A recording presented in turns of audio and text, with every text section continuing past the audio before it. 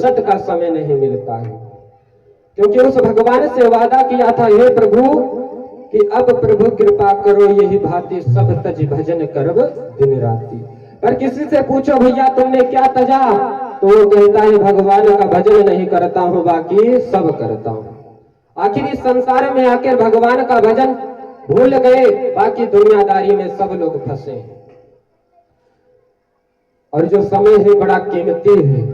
जब राजा परीक्षित को यह बात पता चली कि हमारा तक्षक नाग के दस्ते ही हमारा जीवन समाप्त हो जाएगा, महर्षियों ने बतलाया, राजन आपको हमारे पुत्र ने श्राप दे दिया है और आपका 7वें रोज आपका प्रयाण हो जाएगा। राजा परीक्षित कहां को गए? जब संत ब्राह्मणों ने गुरुजनों ने बताया कि आप जाओ भगवान का कीर्तन सुनिए, भगवान की प्रभु लीला, वो बाल लीला का गुणगान सुनोगे, आपको मुक्ति प्राप्त होगी। राजा परीक्षित महान संत हुए सुखदेव महाराज के पास में गए। आप लोगों ने गुरुदेव जी के मुखारबिंद से दोपहर की बेला में सुखदेव जन्म की कथा को श्रवण किया।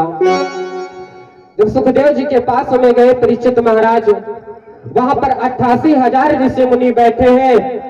और जब सुखदेव महाराज गए थे तो वहां पर सारे संत ब्राह्मण इंतजार कर रहे थे। वहां पर सुखदेव महाराज के स्वयं पिता व्यास जी भी खड़े हैं और भी पाराशर महाराज भी खड़े हैं। महान महान संत, बड़े बड़े महर्षि वहां पर खड़े इंतजार सुखदेव महाराज का कर रहे हैं।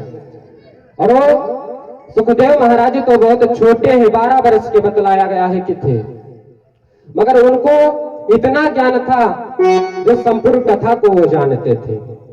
महाकवियों ने बताया, जो श्रीमद् भागवत कथा है, जब ब्रह्मा जी ने सुखदेव व्यास जी को सुनाया तो ये 4 श्लोक में थी। श्रीमद् भागवत कथा 4 ही श्लोक में थे, मगर जब व्यास जी ने इस कथा को सुना तो विचार करने लगे, जो कलयुग आएगा ये 4 ही श्लोक में श्रीमद् भागवत कथा को जान नहीं पाएंगे।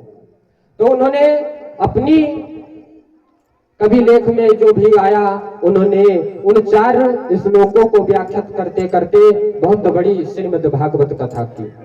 फिर उन्होंने अपने पुत्र सुखदेव जी को ये कथा सुनाई। खैर